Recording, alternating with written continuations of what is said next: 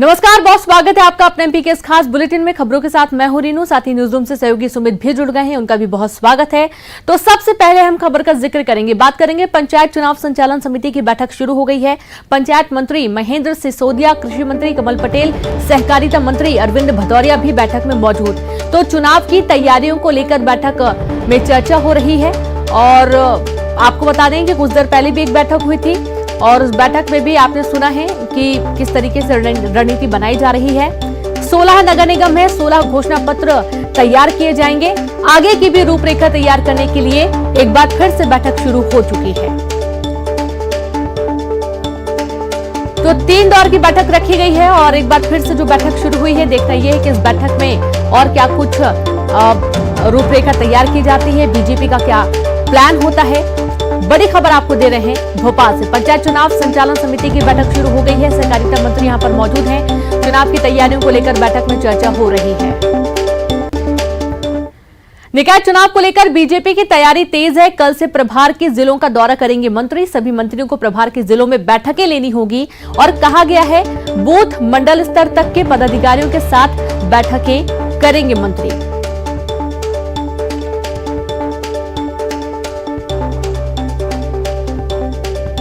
तो निकाय चुनाव को लेकर बीजेपी की तैयारी तेज। कल से प्रभार के जिलों का दौरा करेंगे मंत्री। सभी मंत्रियों को प्रभार के जिलों में बैठकें लेने के लिए कहा गया है। बूथ मंडल स्तर तक के पदाधिकारियों के साथ करेंगे बैठक। तो वहीं निकाय चुनाव को लेकर बीजेपी की बड़ी प्लानिंग। हर नगर निगम का अलग बनेगा घोषणा पत्र। जी हां, 16 नगर निगम के लिए घोषणा पत्र बनाए जाएंगे। 16 घोषणा पत्र तैयार होंगे, जारी किए जाएंगे। प्रदेश स्तर का अलग से घोषणा पत्र जारी होगा।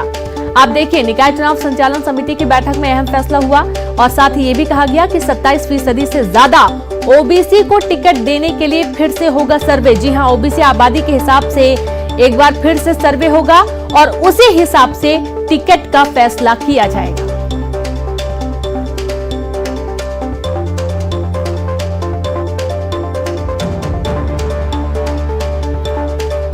निकाय चुनाव संचालन समिति बनी हुई है। पहले हमारी सारी तैयारी हुई थी, बाद में ये काम रुक गया था चुनाव स्थगित होने के कारण। अब जो चुनाव की संभावना है, इसलिए माननीय प्रदेश अध्यक्ष जी हमारे और प्रदेश प्रभारी जी, सह प्रभारी जी, संगठन मंत्री जी ने पूरी कमेटी के साथ पिछली सब बातों को रिवाइज किया है और उनमें अगर कोई जरूरी संशोधन है उसको करने के लिए कहा है। हमारी कमेटी अभी घंटे भर बाद फिर बैठेगी, उस पर डिटेल चर्चा करेगी। जिलों का फिर से हम बंटवारा करेंगे। समिति के सभी सदस्य जिलों में जाएंगे और चुनाव के काम को गति प्रदान करेंगे। चुनाव भारतीय जनता पार्टी पूरे प्रदेश में फिर से प्रचंड बहुमत से जीते, ये प्रयास समिति का होगा। घोषणा पत्र को लेकर भी कुछ तय? घोषणा पत्र में बहुत से पॉइंट निकल कर आए थे। आपको मालूम है कि जगह जगह जाकर और प्रबुद्ध जनों के, विशिष्ट जनों के सुझाव लेकर उस आधार पर हमने घोषणा पत्र की कुछ तैयारी की थी। उसको भी रिवाइज करेंगे और फिर अंतिम रूप दिया जाएगा। नगरीय निकाय स्तर पर नगर निगम क्षेत्र के तो अलग अलग आएंगे ही, प्रदेश स्तर का भी एक रहेगा कॉमन इशू जो है, और कुछ नगर पालिकाएं जो बड़ी हैं उनका भी अपना आएगा। नए सिरे से सर्वे करने की बात? देखिए, सर्वे तो अब साल भर पुराना सर्वे और आज के सर्वे में जब अंतर आता है। आज की आवश्यकता के अनुरूप वो सर्वे पार्टी कराएगी। सर, ये भी कहा गया कि 27% को देंगे, लेकिन मान लीजिए वहाँ कोई जनरल आपका उम्मीदवार होगा मजबूत, तो ये क्राइटेरिया कुछ तय कैसे? देखिए, वैसे भी पार्टी 27% से अधिक ओबीसी कार्यकर्ताओं को टिकट देती रही है। भोपाल नगर निगम में पिछली बार हमने सामान्य सीटें से अनुसूचित जाति के कार्यकर्ता को लड़ाया और चुनाव जिताया है। भारतीय जनता पार्टी अनुसूचित जाति, जनजाति, ओबीसी, महिला, इस सब में आरक्षण से ज्यादा पहले भी उम्मीदवारों को लड़ाती रही है, तो 27% से कम का सवाल ही नहीं।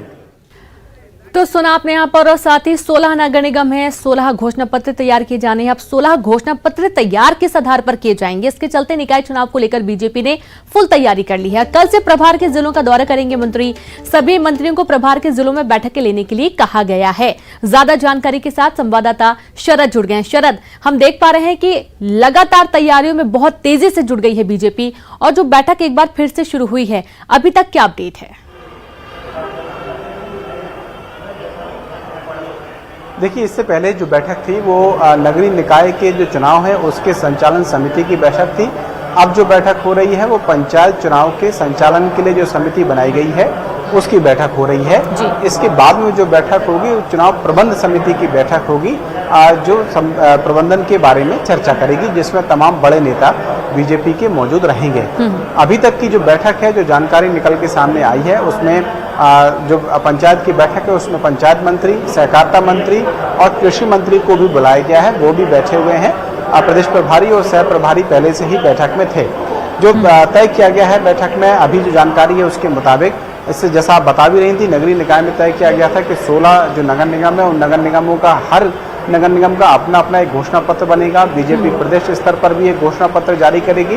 पंचायत को लेकर जो बैठक हो रही है उसमें भी ये तय किया जा रहा है कि सरकार जिन योजनाओं का प्रचार प्रसार कर रही है, जो अभी तक चल रही थी, उनको संगठन के लोगों को कैसे जमीन तक लेके जाना है और ये बताना है कि उन्हें, चाहे प्रधानमंत्री आवास की बात करें, राशन की हम बात करें या आयुष्मान योजना की बात करें, संबल योजना के तहत आज ही मुख्यमंत्री ने जो राशि है वो ट्रांसफर की है और ऐसे जो कार्यक्रम है वो आने वाले दिनों में होंगे, तो वो जनता को फायदे गिनाना, ये अब संगठन का भी काम होगा। ये इस बात की रणनीति अभी बैठक में बनाई जा रही है। ये भी तय किया गया है कि जो मंत्री प्रभार जिनके पास हैं, जिन जिलों का, वो उनका कल से दौरा शुरू करेंगे, वहां पर बैठ के करेंगे और बैठ के बूथ और मंडल स्तर तक के जो पदाधिकारी हैं उनके साथ में की जाएगी।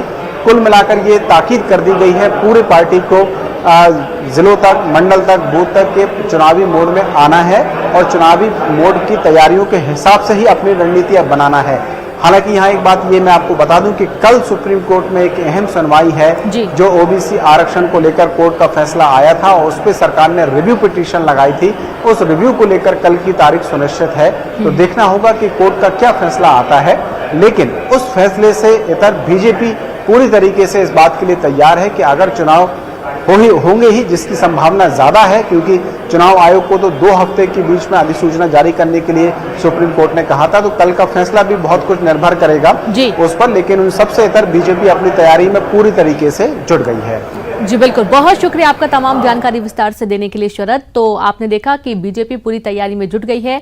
एक और दौर की अभी बैठक होगी और उस बैठक का भी आपको जो भी रिजल्ट होगा वो आपको बताएंगे। अगली खबरों का जिक्र करेंगे, बात करेंगे गुना से बड़ी खबर की, जहां पुलिस हत्याकांड में 2 और आरोपी गिरफ्तार किए गए। आरोपियों ने कुएं में छुपाई थी पुलिस के हथियार। निसार खान और शहराज खान की गिरफ्तारी हुई है। राघोगढ़ और आरोन पुलिस की संयुक्त कार्रवाई के दौरान इन्हें गिरफ्तार किया गया। पूरे मामले में अब तक 2 आरोपियों के एनकाउंटर भी किए गए हैं। 4 आरोपी अब पुलिस गिरफ्त में हैं। सर्चिंग के दौरान पुलिस ने 2 आरोपियों को गिरफ्तार किया। पुलिस का शासकीय हथियार छुपाने का दोनों पर जुर्म है। आरोन थाना क्षेत्र का ये पूरा मामला सामने आया है। तो बड़ी खबर, गुना से पुलिस हत्याकांड में 2 और आरोपी गिरफ्तार कर लिए गए हैं। सर्चिंग के दौरान पुलिस ने 2 आरोपियों को गिरफ्तार किया है। निसार खान और शहराज खान गिरफ्तार हुए हैं। राघोगढ़ और आरोन पुलिस की संयुक्त कार्रवाई के दौरान ये गिरफ्तारी हुई है। और संवाददाता विजय जोगी जुड़ गए। विजय, देखा जा रहा है कि 2 और आरोपी गिरफ्तार कर लिए गए हैं हत्याकांड मामले में। जी, तो जाहिर सी बात है, परसों का ये पूरा मामला है जब 3 पुलिस कर्मियों की दर्दनाक मौत का मामला सामने आया था। और इस मामले में अभी तक पुलिस ने जो है करीब 2 आरोपियों को पूछताछ के लिए जो है पहले भी गिरफ्तार किया है और वो अभी भी पुलिस कस्टडी में है। और 2 आरोपियों को, जो कि हत्या के जो आर्म्स होते हैं, पुलिस के जो हथियार थे, वो छुपाने का इन पर जुर्म था, जिनको पुलिस ने आज गिरफ्तार किया है।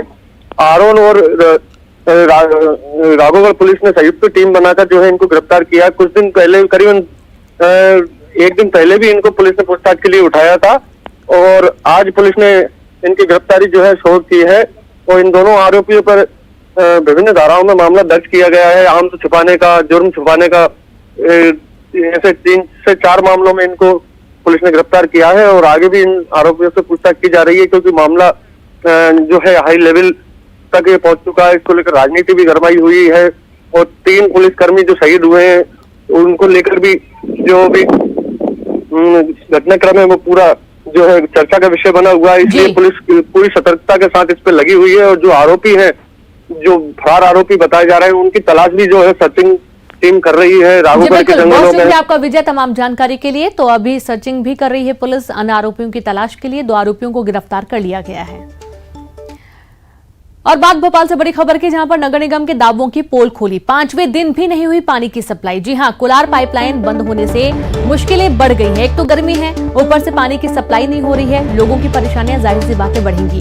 ओवरहेड टैंकों से की जा रही है पानी की सप्लाई। शहर के कई हिस्सों में पानी सप्लाई ठप है। आपने सुना, यहाँ पर जो नगर निगम कमिश्नर है उनकी सफाई भी सामने आई थी कि कई जगहों पर पानी की सप्लाई शुरू हो चुकी है। जिन जगहों पर नहीं हुई है, शाम तक या फिर कल सुबह तक वहां पर भी पानी की सप्लाई शुरू हो जाएगी। लेकिन यहाँ पर पोल खुलती हुई नजर आई है। कहा गया था कि 7 घंटे के अंदर पानी की सप्लाई हो जाएगी, लेकिन आप देखिए कि कई इलाके ऐसे हैं जहां पर पानी अभी तक नहीं पहुंचा है। तो इधर पानी की दिक्कत को लेकर सीएम शिवराज सिंह चौहान के निर्देश। भोपाल नगर निगम आयुक्त को निर्देशित किया गया है। शहर में पेयजल व्यवस्था को तत्काल शुरू करने के निर्देश दिए गए हैं। पेयजल के वैकल्पिक व्यवस्थाओं की जानकारी आम लोगों को देने के लिए कहा गया। मुख्यमंत्री शिवराज सिंह चौहान ने पानी की दिक्कत नहीं होने के आदेश दिए हैं। स्मार्ट पार्क में पौधारोपण के दौरान नगर निगम आयुक्त को निर्देशित किया गया है।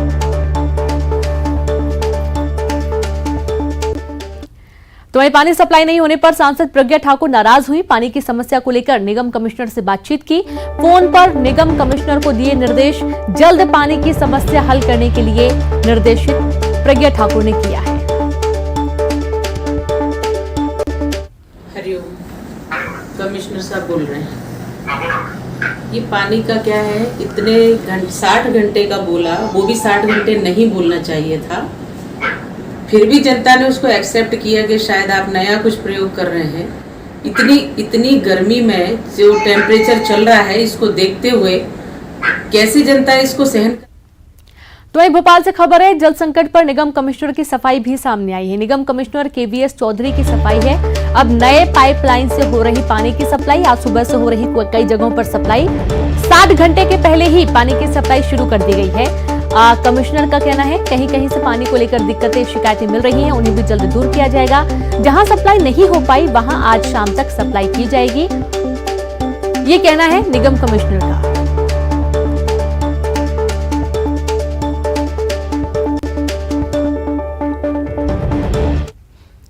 और खबर राजगढ़ से, दबंगों ने रोकी दलित की बारात। जहां दूल्हे की घोड़ी पर बैठने से काफी ऐतराज था। रात में बिना दुल्हन के वापस लौटी बारात। पिपलिया कला गांव में दबंगों का आतंक देखने को मिला। दबंगों ने पुलिस के वाहनों पर भी पत्थरबाजी की।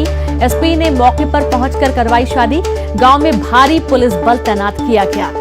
ये कोई पहली बार नहीं है, पहले भी ऐसे मामले सामने आते हैं जब दबंगों की दबंगई देखने को मिलती है। दलित की बारात रोकी गई क्योंकि दलित दूल्हा घोड़ी पर बैठा था, इसका ऐतराज किया गया।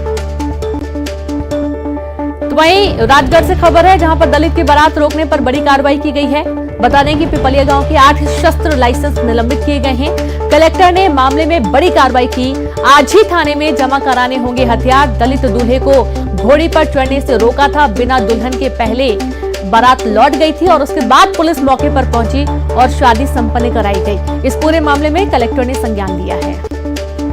तो बता दें कि प्रदेश के गृह मंत्री नरोत्तम मिश्रा ने राजगढ़ में दलित की बारात निकलने के दौरान हुए हंगामे को लेकर कहा कि कुछ असामाजिक तत्वों ने पत्थरबाजी की है। पुलिस ने दोषियों पर कड़ी कार्रवाई की है। तो वहीं भोपाल में सामने आए धर्मांतरण के मुद्दे पर कहा कि मामले में तत्काल कार्रवाई की गई और एफआईआर भी दर्ज की गई। गृह मंत्री ने कहा कि इंटेलिजेंस को कहा गया है कि धर्मांतरण जैसे गंभीर मुद्दों पर वो नजर रखे, खासकर मिशनरीज स्कूलों पर जो संदेह के घेरे में है।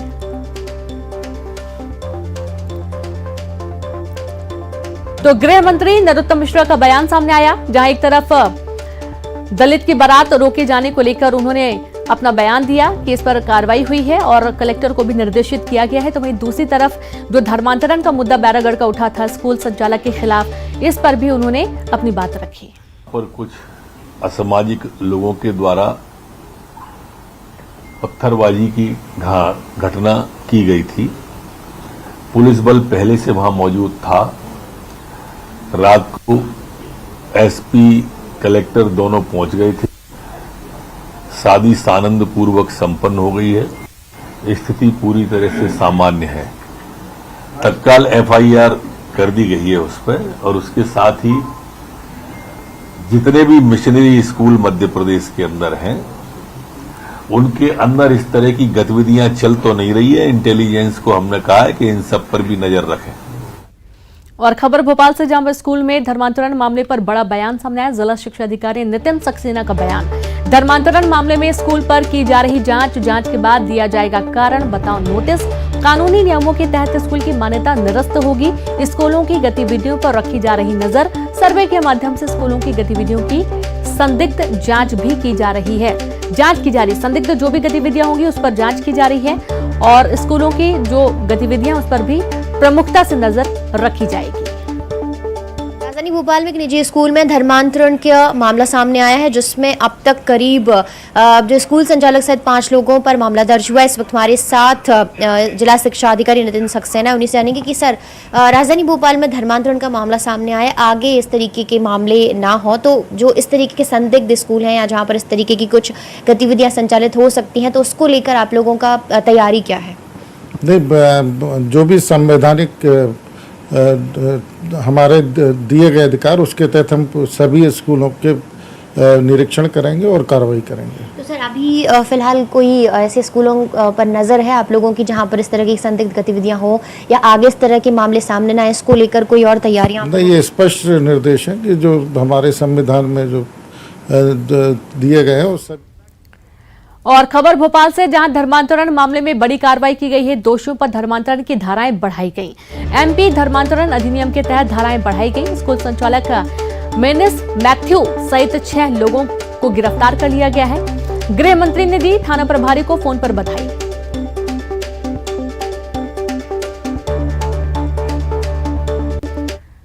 तो इधर भोपाल में स्कूल में धर्मांतरण मामले में क्राइस्ट मेमोरियल स्कूल पर बीजेपी विधायक रामेश्वर शर्मा ने कहा कि स्कूल के कामों की जांच हो और उस पर कड़ी कार्रवाई की जाए, साथ ही मान्यता भी रद्द की जानी चाहिए। ये हमने इसको सो मोटो ही तुरंत कार्रवाई की है। आज भी हमने प्रशासन को निर्देश किए हैं। अब जमीन की हम जांच करा रहे हैं कि वो जो स्कूल बना है उसकी लैंड का ओरिजिनल मालिक कौन है और किसके नाम है, वो जांच करी जाए। और जिन लोगों को धर्मांतर करने का ये षड्यंत्र चल रहा था, उन लोगों से भी अब हमारा धीरे धीरे संपर्क चल रहा। उनके समाज के और उनके रिश्तेदारों को हमने एक्टिव किया है कि वो इस सारी तय में जाएं और कौन कौन लोग इसके पीछे हैं। हो सकता है कि अंतर्राष्ट्रीय षड्यंत्र हो सकता है कि षड्यंत्र में और भी कई लोग शामिल हों। तो देखना पड़ेगा, किसी भी कीमत पर धर्मांतरण और राष्ट्रांतरण नहीं होने दिया जाएगा। हिंदू को ईसाई और मुसलमान तो नहीं बनने दिया जाएगा और इसलिए जो ये हरकत करेगा वो कोई भी हो उस पर कार्रवाई अवश्य। प्रदेश कांग्रेस अध्यक्ष कमलनाथ का बयान। उदयपुर में हुए कांग्रेस के चिंतन शिविर पर कहा कि बैलेट पेपर से कराया जाना चाहिए चुनाव। अमेरिका समेत कई देशों में बैलेट पेपर से चुनाव हो रहे हैं। कांग्रेस पार्टी कोर्ट से करेगी मांग। बैलेट पेपर या फिर भरोसेमंद सिस्टम के जरिए चुनाव हो। ईवीएम से जब हुई थी शुरुआत तब की टेक्नोलॉजी अलग थी। अगर बीजेपी 300 सीटों से जीतती है, ये केवल ईवीएम से क्यों जीतना चाहती है? क्या अमेरिका में है ईवीएम? क्या यूरोप में है ईवीएम? क्या जापान में है ईवीएम? जर्मनी ने तो अपने संविधान में संशोधन किया कि ईवीएम से चुनाव नहीं होगा। तो हमारी मांग बहुत साधारण मांग है, न्याय की मांग है। करे बैलेट बॉक्स से। कांग्रेस की सरकार बनी तो ईवीएम बंद करेंगे। कांग्रेस की सरकार बनती है तो ईवीएम बंद करेंगे। हम तो इलेक्शन कमीशन से, कोर्ट से ये बात करेंगे कि इसमें लोगों को शक है। बीडी शर्मा का कमलनाथ पर पलटवार, जहां कमलनाथ के बैलेट पेपर से चुनाव वाले बयान पर बोले, जब जमीन नहीं होती तो ऐसी ही बातें करते हैं। चुनाव जनता जिताती है, बैलेट पेपर चुनाव नहीं जिताते। बैलेट पेपर पर वोट देने का काम जनता करती है। जनता है नहीं तो बैलेट पेपर की ही बातें करेंगे। कमलनाथ जी, जब जमीन नहीं होती है तो ऐसी बातें करते हैं लोग, और क्या कहेंगे? चुनाव जनता जिताती है, कोई बैलेट पेपर जिताता है क्या? बैलेट पेपर पर वोट देने का काम जनता करती, जनता है नहीं तो बैलेट पेपर की बात करेंगे और क्या करेंगे?